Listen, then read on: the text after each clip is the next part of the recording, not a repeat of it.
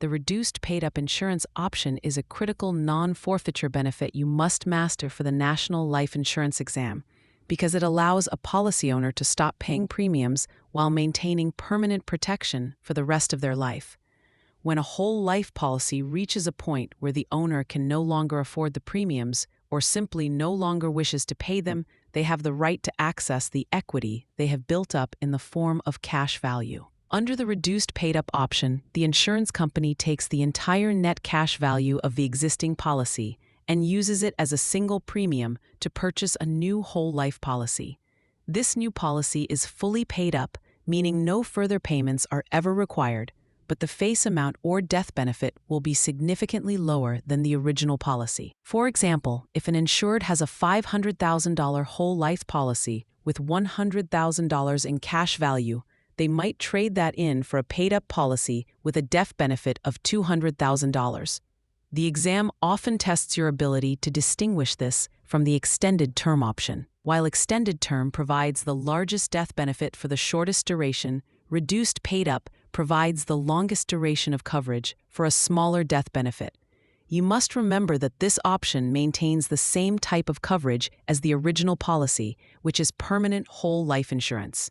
This means the policy will continue to build cash value over time, although it will grow more slowly because the starting face amount is smaller. A frequent trick on the exam involves the requirement for evidence of insurability. You should know that no medical exam or health questions are required to exercise the reduced paid-up option because the risk to the insurer is actually decreasing since the death benefit is lower than before. If you see a question asking which non-forfeiture option provides protection for the insured's entire life, reduced paid-up is the answer. A helpful way to keep this straight is to remember the phrase, same type, smaller amount. This reminds you that the policy remains a whole life contract, but with a reduced face value. Another point of confusion on the exam is whether the policy can still earn dividends if it was a participating policy. Yes, even in a reduced paid-up state, if the original policy was participating, the new paid-up policy typically remains eligible for dividends. You might see a scenario where a policy owner wants to maximize the length of time they are covered without paying more money.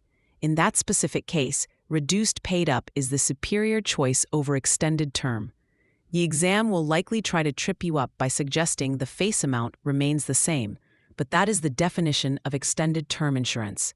In a reduced paid-up scenario, the cash value essentially buys a smaller version of the original house. It is permanent, it is yours, but it is smaller. Focus on the word permanent when you see reduced paid-up in a question stem.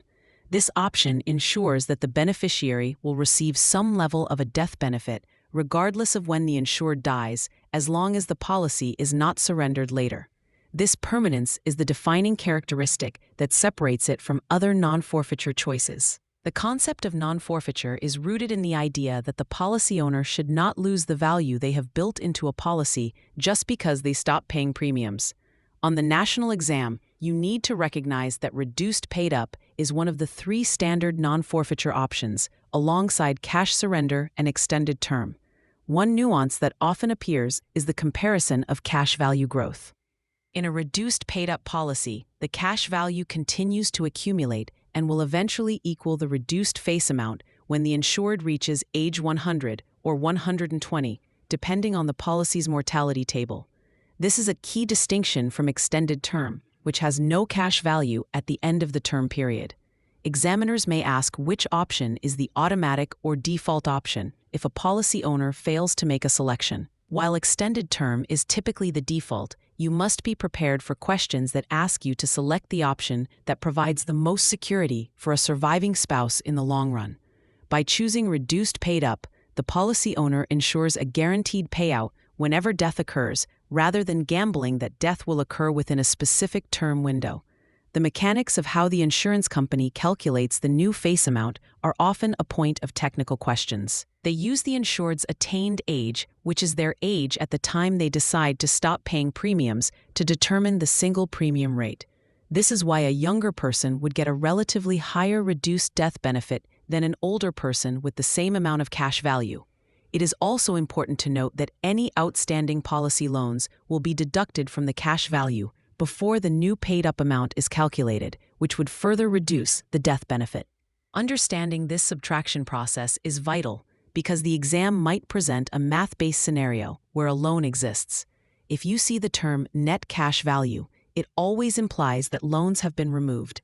This ensures the insurer is not providing more coverage than the actual equity can support. By keeping these specific details in mind, you will be able to navigate the tricky wording the national exam uses to distinguish between the various ways a policy owner can exit a contract while still retaining value.